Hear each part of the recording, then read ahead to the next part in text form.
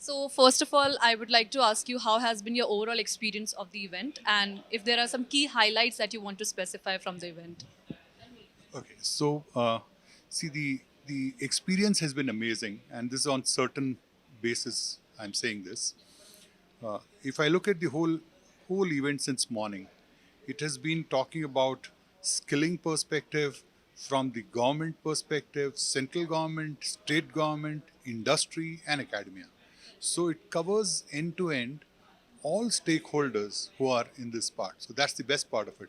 And as the inputs come from different stakeholders and the learnings come from them, that makes it even more interesting. Yeah. So another question that I have from you is that since we have been talking about during the session and during the panel discussions that we want to establish India as a skill hub. So what kind of challenges do you see that are there right now to start to like achieve that mission? So the biggest challenge today in the entire skilling ecosystem from a country like India perspective and our country here is the outcomes of skilling. So there is lots and lots of skilling which is happening, but are they seeing the outcome which is either a job or are they getting self-employed? Now those percentages are still in the range, job percentage would be around 20, 25 to 30%, and people who are able to make their own self-employed solutions would be around 5 to 8%. That's a huge opportunity in itself. So if we have to resolve this, I think the way it is looking forward is maybe AI is the way which can give in a lot of tools, AI co-pilots, pilots, which can come in and solve this problem to the last mile of the student who might be in a village. So because the AI can go into their own language on their own mobile phone.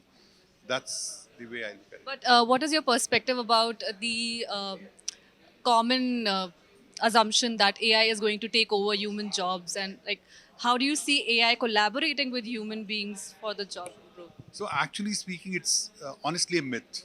When internet came in, the same thing happened. Now it is the era of what we call a super intelligence era. Now, whenever this initial thing happens, it will look like, oh my God, it might take away jobs. No, it's going to add as many and more jobs as many would move out. It will rather give maybe a 2x more jobs. So, if you take example, each of these sector is going to be affected by AI, but for good, not for bad. But yes, I agree that we need to make sure that it is guardrailed well so that it is not misused. That part is correct. But look at how things are evolving. Where was this role called, let's say, prompt engineer? Today, it is the highest paid job role in in the whole world. So many job roles will emerge, and some old job roles will go, but the new one will emerge, and it will give a huge opportunity for our youth to get into that and move forward along with the industry. But yes, if somebody does not upskill, reskill, and then they definitely have a fear of being left out. And what kind of initiatives can be taken by the government or the academic institutions or anybody in general for this upskilling or reskilling? So if you look at it, now this got a multi-faced answer. At the government level, having innovation labs, center of excellences in the areas which people have not heard of, and which is accessible to every kind of student, not let's say only IIT, but rather even an ITI student. Take quantum computing, take synthetic biology, take space tech, take advanced AI. Now these are those which need to be set up. So one aspect is setting up the center of excellences. That's one part. Now, how does this trickle down in terms of how is industry adopting it and what is the need in academia?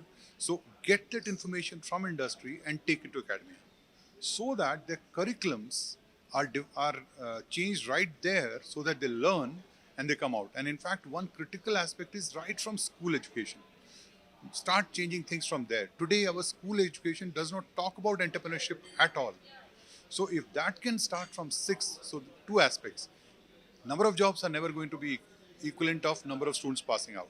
So we need to have two aspects. One, people will go for jobs. Two, people who will create jobs.